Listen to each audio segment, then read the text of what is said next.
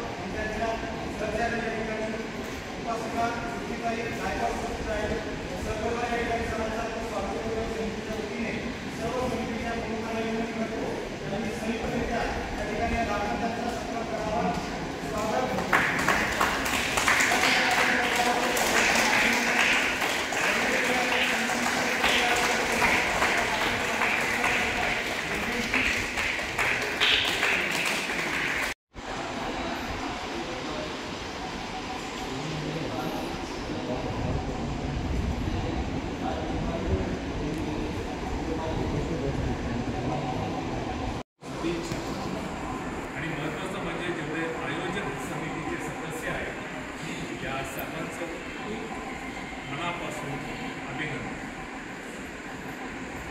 मित्रांनो, सम्राट अशोक मी मागे एका ठिकाणी म्हटलं होतं की जर सम्राट अशोक या देशामध्ये होऊन गेले नसते तर या देशामध्ये युद्ध झाले याचं कुणालाही पत्ता लागला नसता. आणि हे खूप महत्त्वाचं आहे. इसवी सन पूर्व 3ऱ्या शतकामध्ये जन्मलेल्या सम्राट अशोक यांनी जवळपास 8 वर्षामध्ये म्हणजे राज्यारोहण त्यांचं जे काय राजा होण्याची जी प्रक्रिया होती ती झाल्यानंतर 8व्या वर्षी राज्याभिषेकाच्या 8व्या वर्षी त्यांनी कलिंगावर युद्ध पुकारलं. आणि अनेक लोक म्हणतात, आपल्याला अनेक पुस्तकांमधलं दिसतं की सम्राट अशोकाने कलिंग युद्ध केल्यानंतर लाखो सैन्य लाखो लोकांना मारल्यानंतर त्यांच्या मनामध्ये संपूर्णपणे परिवर्तन झालं आणि त्यांनी बौद्ध धर्म स्वीकारला. साफ चुकीचं आहे. सम्राट अशोक जेव्हा राजपुत्र होते आणि जेव्हा त्यांनी ईशा नगरीचे प्रधानमंत्री होते, कारण मौर्य साम्राज्य जे होतं मगध साम्राज्य हे बिंबिसारापासूनच त्यांनी खूप सुंदरपणे आखणी केली होती. संपूर्ण भारत म्हणजे मगध साम्राज्याचे वेगवेगळे विभाग केले होते आणि प्रत्येक विभागासाठी एक प्रधानमंत्री. सम्राट अशोक जेव्हा राजपुत्र होते तेव्हा राजपुत्र म्हणून त्यांना विदिशा नगरीचं आधिपत्य होतं. आणि विदिशा नगरीमध्ये असताना येथील देवी नावाच्या एका मुलीच्या त्या प्रेमात पडले, तिच्याशी लग्न केलं आणि ते तिथंच राहू लागले. देवी ही जी होती ती बौद्ध धर्माची अनुयायी होती. म्हणजे सम्राट अशोकांना राजा होण्यापूर्वी देखील बौद्ध धर्माची ओळख झाली होती या देवीमुळे. त्यामुळे जेव्हा 4 वर्षानंतर त्यांचा राज्याभिषेक झाला आणि त्याच्यानंतर 8व्या वर्षी राज्याभिषेकाच्या 8व्या वर्षी त्यांनी कलिंग युद्ध पुकारलं होतं, तोपर्यंत त्यांना बुद्ध विचारांची संपूर्णपणे जाणीव होती. मात्र कलिंग युद्ध झाल्यानंतर जे काही देवीशी त्यांचे संभाषण झालं होतं त्या काळामध्ये की बुद्धांचे जे काही विचार होते, अहिंसावादी विचार होते, प्रेमाचे विचार होते, मैत्री करुणाचे विचार होते, याची त्यांना जाणीव खूप प्रकर्षाने कलिंग युद्धानंतर झाली. आणि हे झाल्यानंतर त्यांनी सांगितलं की इथून पुढे मी तलवारीची लढाई लढणार नाहीये, तर इथून पुढे मी प्रेमाची लढाई लढणार. लोकांनी प्रेमाने जिंकणारे, मी तलवाराने जिंकणार. आणि हे आपल्याला कधी कळतं जेव्हा त्यांनी बाबरो इथला जो शिलालेख लिहिला, जो कलिंग युद्धानंतर होता, त्यात त्यांनी स्पष्ट लिहिले कलिंग युद्धामध्ये झालेली मनुष्यहानी पाहिल्यानंतर माझ्या मनामध्ये धर्माप्रती श्रद्धा उत्पन्न झाली. श्रद्धा कधी उत्पन्न होते आपल्याला?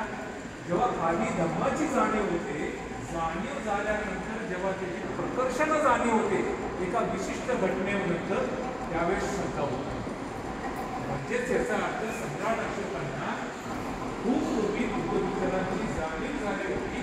फक्त श्रद्धा हा संपूर्ण नरसंवार झाल्यानंतर त्यांना प्रकर्षणाचे बुद्धांचे विचार आठवले, जाणवले आणि त्यांनी बुद्ध विचारांचा प्रचार प्रसार करण्यासाठी. भारत का मान है, धरती की शान है, भारत का मान है, धरती की शान तू है, भारत का मान, तेरी मुट्ठियों में बंद तूफान है. अशोका तू महान है, अशोका तू महान है, धरती की शान है, भारत का मान है, धरती की शान तू है, भारत का मान, तेरी मुट्ठियों में बंद तूफान है. अशोका तू महान है.